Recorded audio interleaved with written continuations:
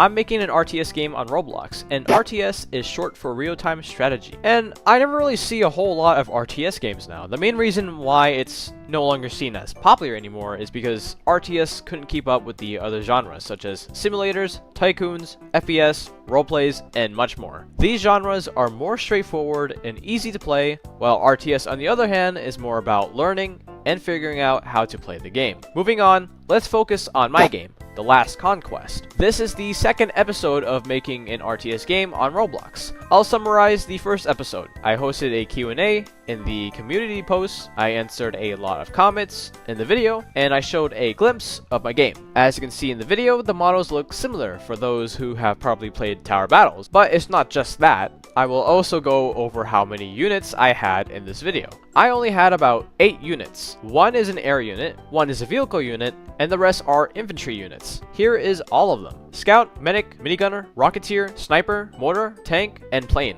I only had one building, and it's called Command Base. It's the same as the Conquest 3, but I changed the model because I don't want to copy another game. And for the enemies, I used to have a shotgunner enemy, but it was too broken, so I scrapped it. Oh my god, look at him.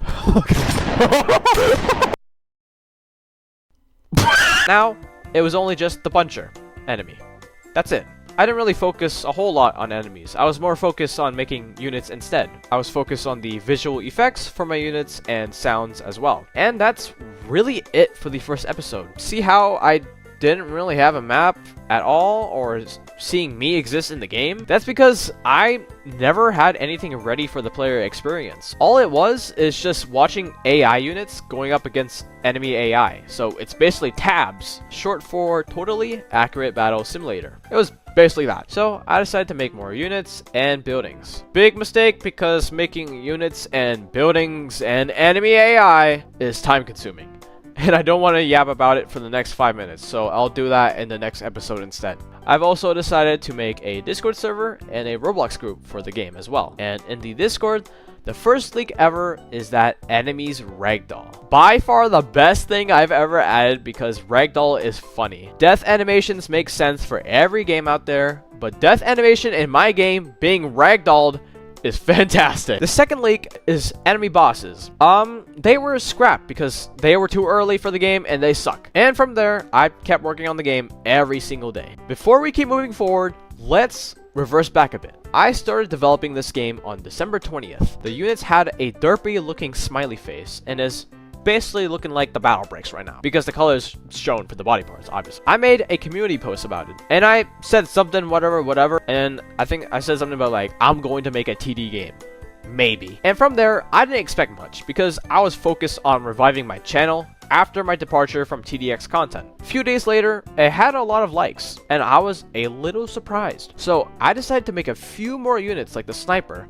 People liked it, and that's where I just kept going and made videos on the progress as well. Now, let's move back to where we were at. Lots of things were added to my game, such as anti-air turret, improvements to plane AI to become a literal War Thunder player, building menu UI, which is the biggest addition to the game. New buildings were added and replaces the TC3 assets because I thought they were free since I found them in the toolbox, or no, I just wanted to add them in the game, but then Broken Bone basically said no. So I understood that, and I'm gonna make my own models instead. Moving on, I implemented the flamethrower unit, spectate mode, helicopter, basic map, a more improved UI and optimization, dialogues, cutscenes, another placeholder map, unit remodels, which look way much better, like for every single unit, except for the vehicle. I've also remodeled the 3 gals that were leaked a while ago, and I didn't really do much with them since I didn't really give them an AI script yet. It was the Commander, Combat Medic, and Combat Engineer. Now a total of 10 infantry units exist, including my tank,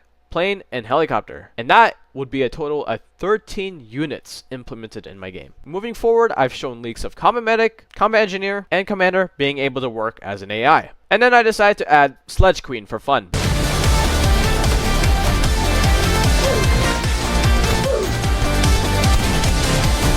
I've also remodeled the tank to look more modernized, but keeping the simplicity. And another big addition to the game is auto/manual toggle. See, since I've always made my units AI, mainly because I love to see AI versus AI going up against each other like tabs. I figured why not make a toggle where players can make their units enter AI mode to do their own thing, or they can manually control and take command of their units. Going forward, I made the first skins ever, which is the Triple Baka, wearing the Dead Ahead Zombie Warfare outfits. Best childhood game. Next, I did a UI rework update. This is where it shows a 3D viewport when hovering over a building, displays 4 tabs such as production, economy, support, and defense. Also, forgot to mention, I added a wave structure to the game, which the enemies don't have a path to follow. They go directly to your units and your buildings instead. Back to where I was at, I added enemy profiles, which shows who's currently alive and a few more niche things. And then I implemented a armor system where, let's say, like, enemy scouts are shooting at your minigunner, which doesn't deal damage, it just creates sparks instead, because the minigunner is a tanky unit wearing armor. I removed dismembered and ragdoll effects on the player's units because it was too messy and not really fun for the player experience. Enemies will become ragdolled and dismembered instead. Also, dismembered means like the units can shoot at an enemy's arm or leg and they get torn off. Yeah, graphic, I know. More unit redesigns in 2 new units. Rocketeer and Builder got redesigned, and Grenadier and Soldier now exist. I added a day and night cycle to the game. I added pictures, which makes the building menu visually appealing. Quality of life features. Added 2 new enemies, such as anti-air truck and artillery truck. 1 new building called turret. Command base now does a artillery shot. I also added multiplayer, which is another big major addition to the game. I nerfed the size of units and buildings to make the gameplay more easier to see and much more manageable. I added more new units and buildings, such as Axeman, which chops trees and provides you wood material to create wood buildings in early game. Miner, which goes up to a gold mine and the gold is used to upgrade units and buildings. New building called Samsite, which targets flying units only. First unit concept art. Command base can now store units inside. Shield generator exists. New placeholder map where it's now more bigger and has water. And finally, the first ever naval unit is the hovercraft. And that is basically where my game sits at. I will show the whole gameplay once I think the game is ready to be released as a demo. I'll see you guys in the next video.